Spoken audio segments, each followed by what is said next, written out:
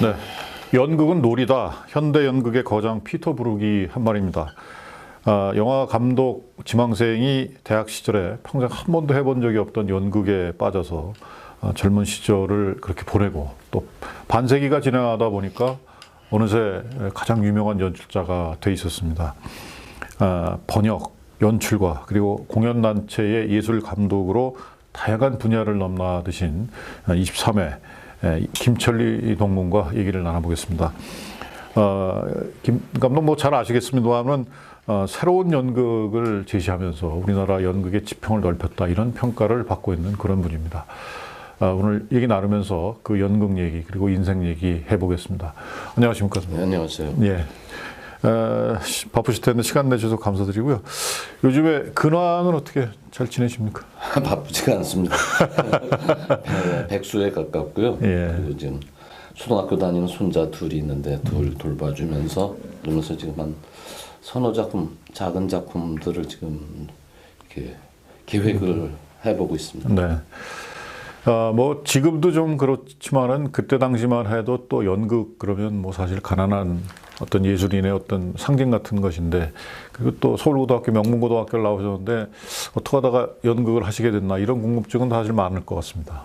그래서 고등학교 때 우연히 친구들하고 얘기하다가 이제 영화 감독에 대한 꿈을 좀 갖게 됐어요. 예. 근데 그때 그 당시만 해도 뭐 영화과가 몇 군데 안 됐고 또 좀 그 시설도 좀 그렇다고 그래서 신방송학과를 택해서 갖게 됐는데 거기서 영화에 도움이 될까 해서 이제 연극을 시작하게 됐죠. 우연히 또 한 연극의 주인공으로 캐스팅이 돼갖고 네. 그래서 그때 관객과의 만남을 통해서 그 라이브 공연의 맛이라고 그럴까요? 네. 거기에 이제 중독이 된 게 마약처럼 그래서 평생 이쪽 길을 오게 됐네요.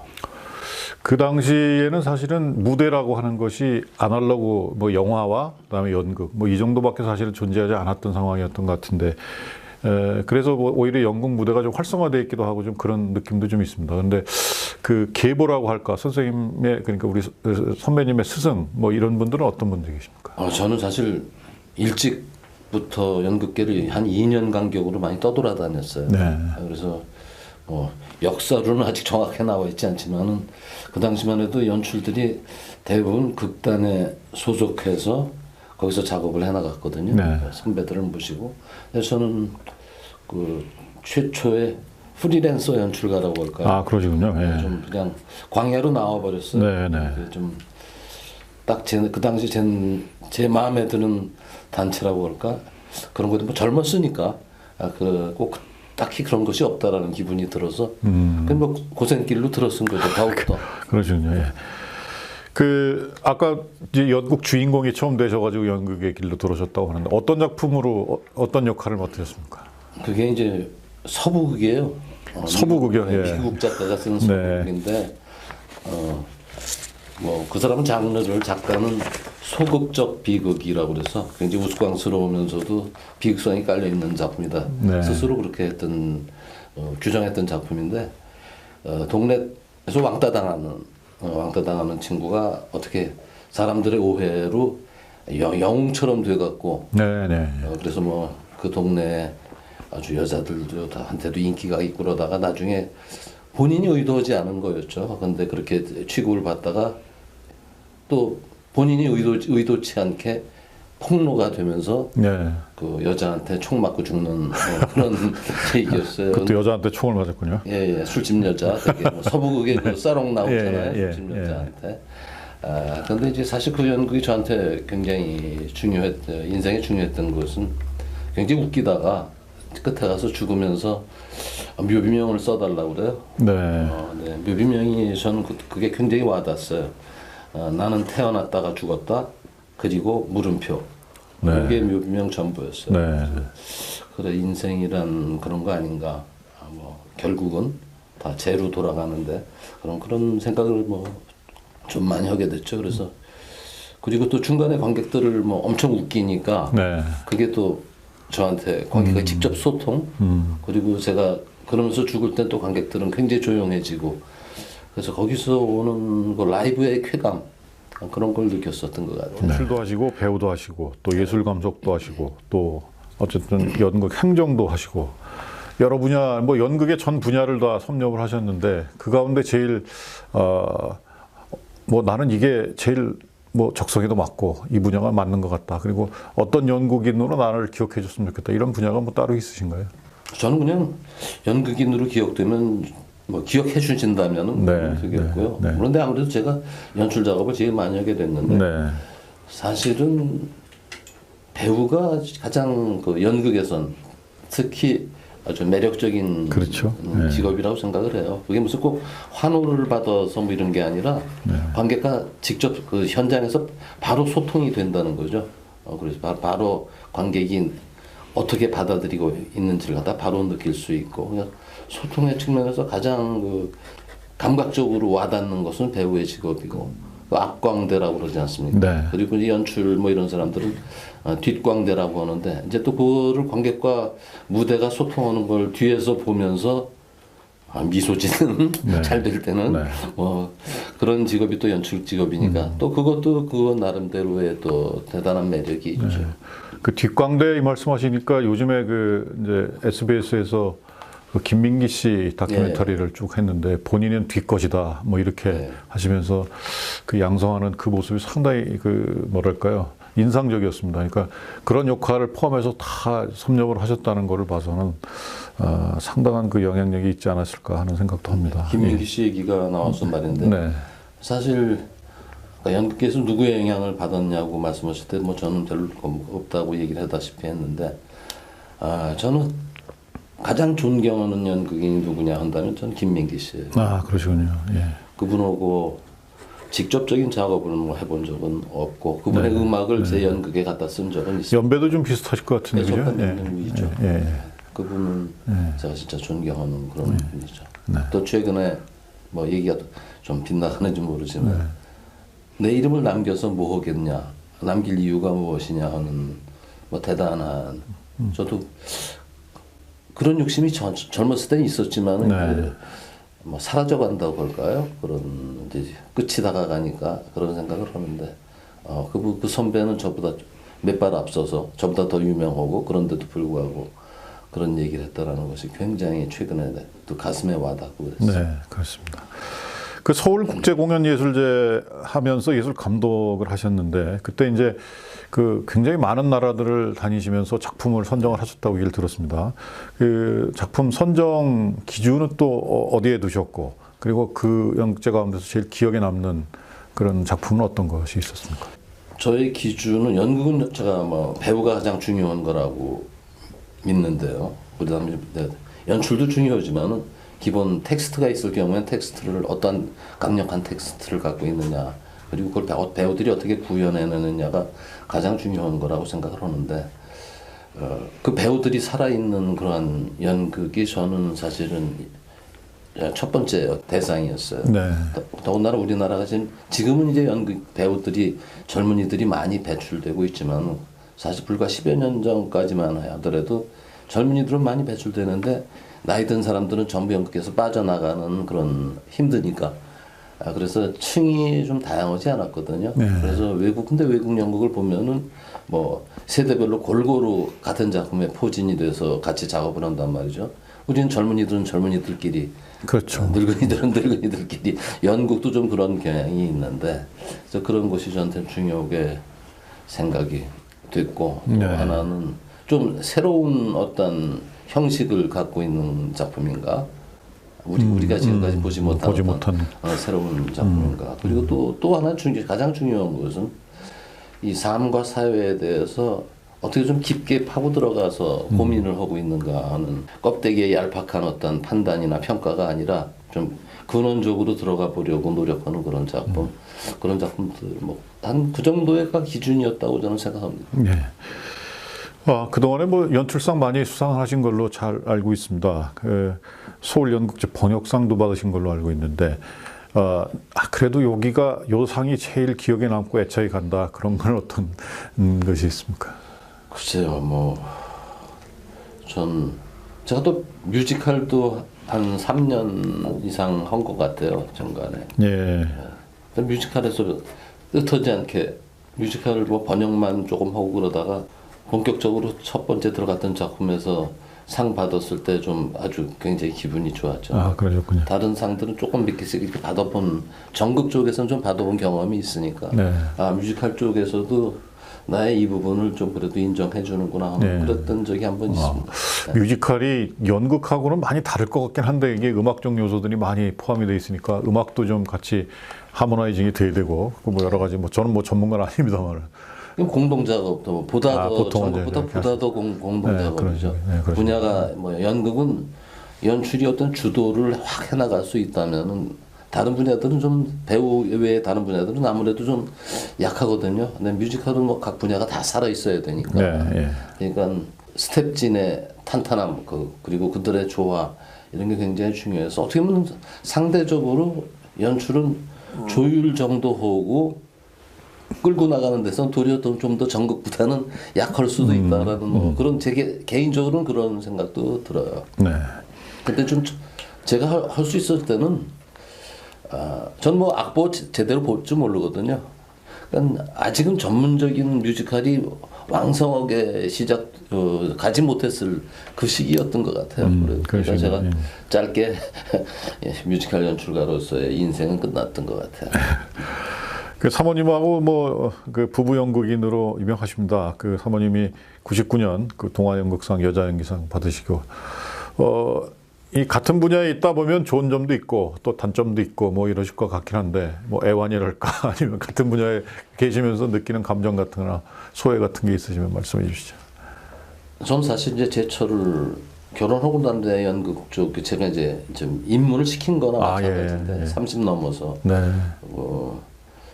이 여인이 애들 다 키우고 나면은 자기 인생을 어떻게 갈 것인가 하는 그런 걱정이 있었어요. 네. 마침 목소리도 굉장히 좋고 성우에 대한 꿈도 옛날에 있었다고 그래서 제가 아는 극단에 아까 말한 그 김민기 선배가 있던 그 극단에 학전에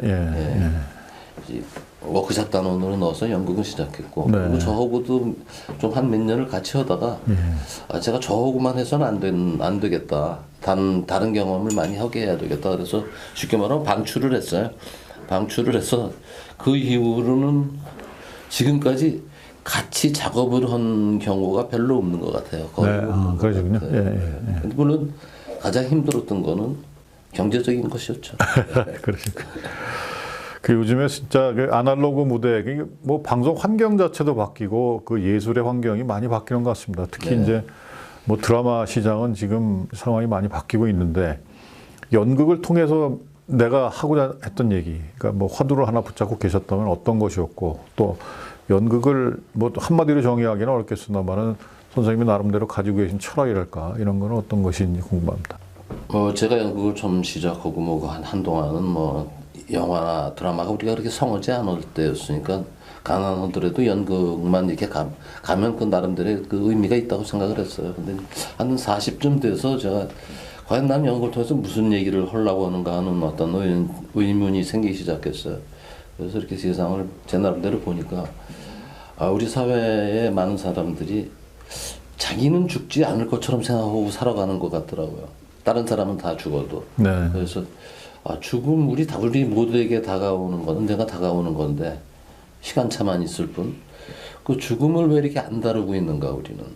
요즘에는 이제 일반적으로도 뭐 웨일다잉 뭐도 다 하고 뭐 여러 가지 뭐 많이 달라졌잖아요. 근데 그 시대는 전혀 영원히 살 사람들처럼 이렇게 사는 것 같아서 좀 우린 유한하다라는 어떤 전제를 놓고서 좀 인생을 얘기해보자 이제 그런 생각이 들어서 사실은 많은 작품이 죽음이 꼭 나오는 무대에 나타나는 그런 쪽의 연극 쪽으로 제가 집중을 했던 것 같아요. 지금도 뭐 저도 이제 끝 무렵 다가가니까 지금도 그걸 우리가 어떻게 받아들이냐 하는 문제가 저는 뭐 이제 앞으로 몇 편 연극을 더 하더라도 그런 쪽이 될 것 같고 그리고 연극은 삶과 사회를 갖다가 이렇게 깊숙이 들어가는 좀 물론 대중적이고 상업적인 연극도 있습니다만 저는 어차피 연극은 아무리 사람이 많이 와도 좀 소규모거든요. 관객들 대상 관객 숫자도 적고 그러니까 조금 더 진지하고 깊은 얘기를 나눌 수 있는 그것도 라이브로 나눌 수 있는 그런 것이 연극이 아닌가. 그래서 저는 좀 그쪽으로 진지한 연극 쪽의 의미를 좀 더 둔다고 할까요? 저는 그렇게 생각하고 있습니다. 네. 감독님한테 서울고등학교 하면 어떤 의미가 있습니까? 사실 제가 서고등학교 때문에 여기 와서 이 얘기도 하는데 고등학교는 사실 굉장히 고통스러웠던 것 같아요. 지금도 친구들을 만나고 자주 만나는 편이거든요. 반참회도 하고. 네. 친구들을 다양하게 만날 수 있었다는 것은 굉장히 저한테 행복이지만은 학교 체제나 그 시대가 우리를 짓눌렀잖아요. 근데 뭐 짓누르는 시대 속에서도 고등학교는 더 엄격했잖아요. 그렇죠. 네. 그게 주었던 어떤 그 괴로움, 막 답답함, 그거는 이제 별로 그렇게 좋은 기억으로 안 남아 있어요. 그게 혹시 오히려 뭐 원동력이 되셨을 수도 있을 것 같습니다. 예, 그러면서 또 한쪽으로 그 입시 위주의 그런 골치 아픔이 있긴 하지만 또 요즘에는 다 젊은이들이 좋은 것만 하는 쪽으로 가잖아요. 그래서 좋지 않은 과목도 내가 좋아하지 않는 과목도 어느 정도는 해야지 된다 하는 그런 거가 또 알게 모르게 조금 준 것도 있지 않을까. 네, 예, 네. 꼭 내가 좋아하는 것만 이렇게 막 한다고 그래서 삶이 이렇게 인생이 풀리고 뭐 이런 것은 아니지 않을까. 뭐 이런 생각은 또 약간 좋은 측면으로 남아 있기는 해요. 네. 고등학교 시절에 그러니까 제일 기억 남는 은사님이라든가 혹은 친구분 혹시 계신가요? 고등학교 때 제일 친했던 친구라고 볼 수 있는 몇 명의 친구들 중에 또 세상 이미 떠난 친구도 있고 네. 또 졸업하면서 도리어 가까워졌던 친구도 일찍 세상 떠나고 네. 뭐 살아있는 친구들이 다 열심히 또 살아가니까 조금 일찍 떠난 친구들 그 친구들에 대한 그 아쉬움이라고 그럴까요? 그런 게 좀 더 많이 남아 있는 것 같아요. 네, 그렇죠. 저희 이제 고등학교 동문 선배님 중에 이순재 배우가 지금 연세가 지금 거의 이제 9순이 다 되신 분이 여전히 현역에서 활동하고 계시고 그 문화예술 쪽에도 많이 활동하는 선배 그리고 후배들도 많이 있습니다.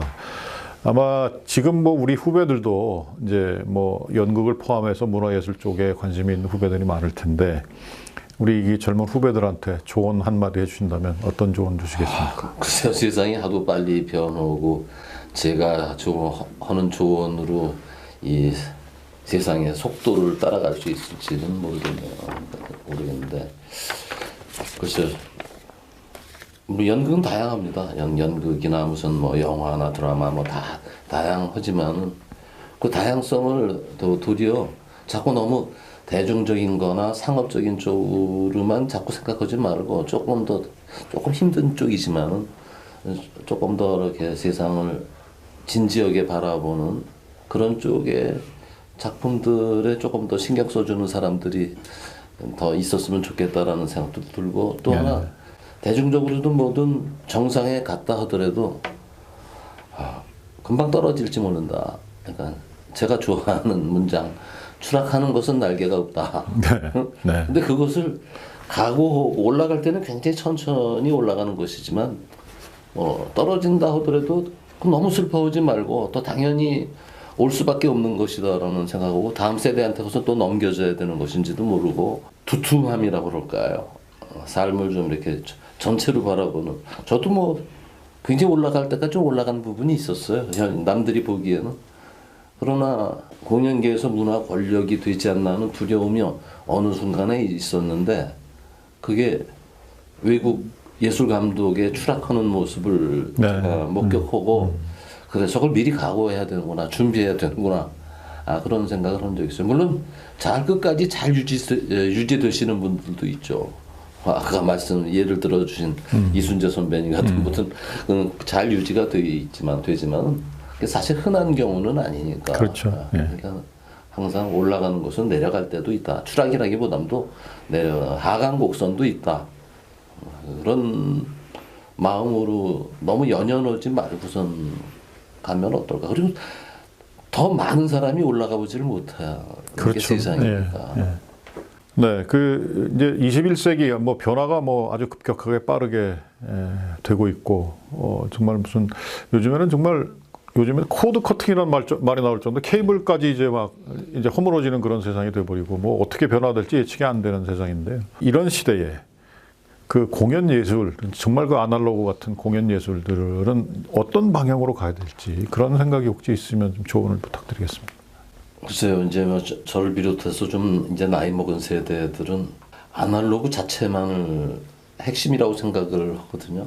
그래서 뭐 디지털적인 요소 이런 것들에 대해서 최근까지도 거부감들을 이제 많이 갖고 그랬는데 사실은 이 연극이 우린 그리스 시대 뭐 2000년이 넘었죠. 그렇죠. 그리스 시대를 네. 갖다가 기원으로 생각하는데 그때도 다 그 당시 최고의 과학 기기가 동원이 됐었단 말이에요. 뭐 예를 들어서 신이 등장하는 거는 목재지만 크레인 같은 걸 만들어서 거기 사람이 타고 오고 네. 또 소리를 전달하기 위해서 메가폰처럼 가면 안에다가 메가폰처럼 설치하고 뭐 그러니까 예술은 자꾸 과학이나 기술을 갖다가 이 멀리 올라오르는 경향들이 현장에 좀 있는 것 같은 생각이 들어요. 요즘 젊은이들은 좀 안 그런 것 같기도 한데 그래서 저는 그런 것들을 다 받아들여서 그 과학을 넘어서 예술이란 쪽으로 가야 된다라고 생각해요. 물론 거기에는 예술이란 무엇이냐라는 아주 근원적인 질문이 있겠죠. 그리고 결국 인간이었기 때문에 아날로그적인 요소가 바닥에 깔려 있어야만 된다라는 어떤 그런 대전제가 있을 것이고요. 제가 오늘 아침에도 신문 기사를 하나 읽었는데 AI 시대가 왔어도 그래도 그것을 전체를 조절하는 것은 인간일 것이다라는 그 낙관적인 그런 부정적인 얘기들이 많잖아요. 낙관적인 얘기를 하시더라고요. 어떤 분이 유명한 분이. 저는 그게 옳다라고 생각을 해요. 그래서 이 과학 기술을 예술하는 사람들이 거부하지도 말 것이며 또 도외시하지도 말 것이며 그냥 우리 삶의 한 부분으로서 다 받아들이고 사실 연기라는 것도 기술이거든요. 그냥 예술적 감성만 갖고 되는 것이 아니라 일종의 기술이 또 필요한 거거든요. 그러니까 그러한 것들 그런 것에 너무 이원론적으로 이게 상대적인 것으로 이렇게 멀리하지 말고 합쳐가는 어떤 그러한 작업들을 생각하면 저희가 살아왔을 때보다 아주 더 깊은 얘기를 더 효과적으로 전달할 수 있게 되지 않을까 그렇게 생각합니다. 네, 인생은 연극이고 우리 인간은 모두 무대에 서 있는 배우다. 영국의 대문호 셰익스피어의 명언입니다. 이 셰익스피어 작품을 비롯해서 우리 국내외의 다양한 작품들을 감각적이고 또 창의적으로 재해석하면서 관객들에게 깊은 감동과 감성을 전달해 주신 23회 김철리 감독. 집념의 연극인으로 살아오시면서 우리나라 연극 발전에 기여하신 서울고를 빛낸 아주 훌륭한 동문이다. 그리고 한 분의 멋진 예술인이다. 이렇게 생각이 들었습니다. 오늘 뭐 인생 얘기 그리고 선배님의 철학 얘기 잘 들었고요. 오늘 바쁘신 시간 내주셔서 정말 감사합니다. 고맙습니다. 네, 감사합니다.